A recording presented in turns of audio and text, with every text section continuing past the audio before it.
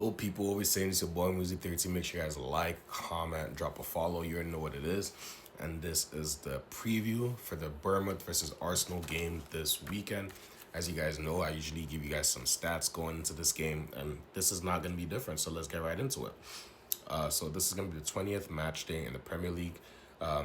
Arsenal have played 28 games this season in all competitions. If we're looking at the Premier League, it's 14 wins, 3 draws, and 2 losses in the first 19 games.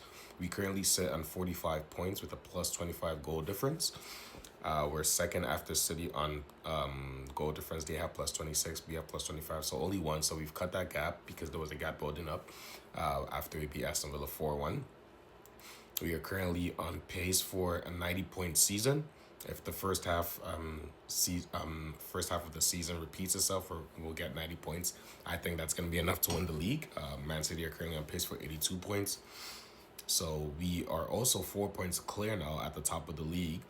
We're 2 points clear before, but after we beat Villa, we extended to 5 before Man City played Sunderland, and they drew that game, so they dropped points. So we're now 4 points clear. So good stuff. Good way to start the year. If we're looking at Bournemouth, though, they beat Arsenal home and away last season, 2-1 at the Emirates, and I believe 2-0 at their home as well. So it wasn't really the best for Arsenal, although we know last season was the best for Arsenal in general. Also, Arsenal will therefore be looking to get revenge on Bournemouth, but if we're discounting the last 2 games where we played them last season, our head-to-head record against Bournemouth is actually pretty good. In the last 5 games, we have 3 wins and 2 losses. Obviously, 2 losses came in both games last season. Arsenal are also on good form in the last 6 games. We have 6 wins since that Villa loss, 5 wins in Premier League and Champions League, and then obviously the draw, which we won in penalties in the Carabao Cup. That still counts as a win, so we have 6 wins. If we're looking at Bournemouth, though, their form in the last 6 games is very poor. They have 4 draws and 2 losses, and I don't think they've actually won for a while. If I could quickly check, if we just quickly to check Bournemouth's last win. Oh, wow. Their last win came in October 26, 2025 against Nottingham Forest. So they have been on poor form. Since that game that they won in October, they've played 1, 2, 3, 4, 5, 6, 7, 8, 9, 10 games. 10 games, and it's been what? Yeah, it's not looking good for them. So they'll be hoping for some, redemption this game. I doubt they're going to get it, but nevertheless, Arsenal will also be aiming to temporarily extend the lead to 7 points before City face Chelsea on Sunday. So those are some stats. Let's get right into it. Arsenal, is the same as always. We're going to be looking to extend the lead, and I think we're catching Bournemouth at a very good time. They haven't been in form lately. Like I mentioned, the past few games, I literally haven't gotten a win in the Premier League since October, which is crazy. We're in January now. Absolutely insane. It's going to be important to go with a strong lineup.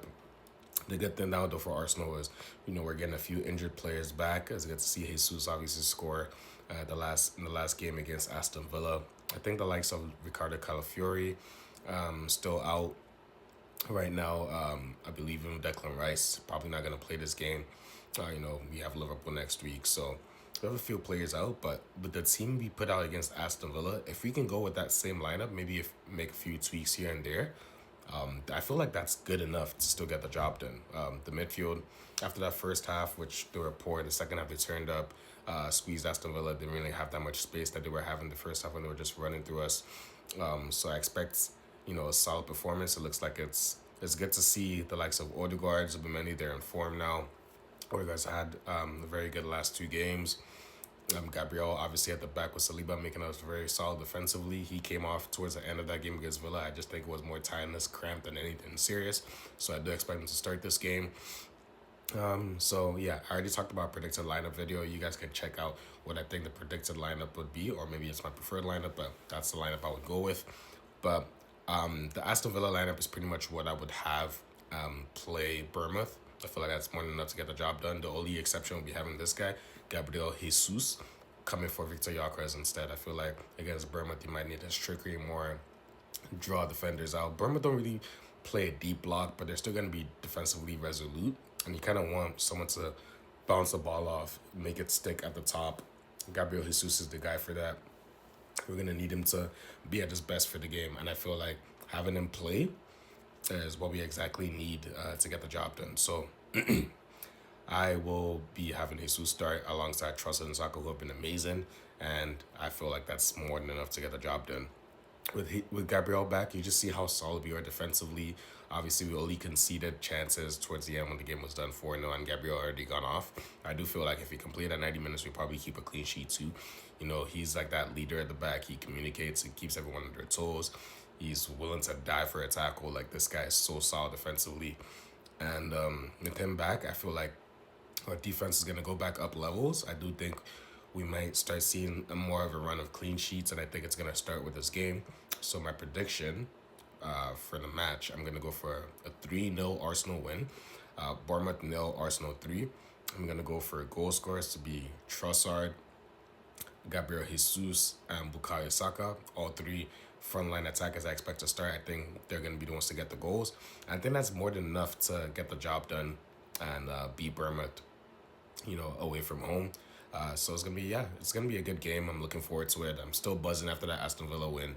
Still buzzing that Man City drop points against Sunderland. We just need to capitalize and extend the lead on them. If we can get a 7 points before Man City play on Sunday against Chelsea, which is a tough game, even though Chelsea don't have Maresca anymore. It's still gonna be a tough game. You know, Chelsea players get up for it. So if we can make it 7 points and put that pressure on Man City, and we just hope for a draw against Chelsea, then hey, we'll take it. We'll take it. But it's good to see Arsenal start off the year as you mean to go on as the way you ended it, and I feel like we'll be in a good position come May, where we're hopefully lifting that Premier League title. So yeah, guys, it's been your boy Music 13. I am going for that 3-0 Arsenal win.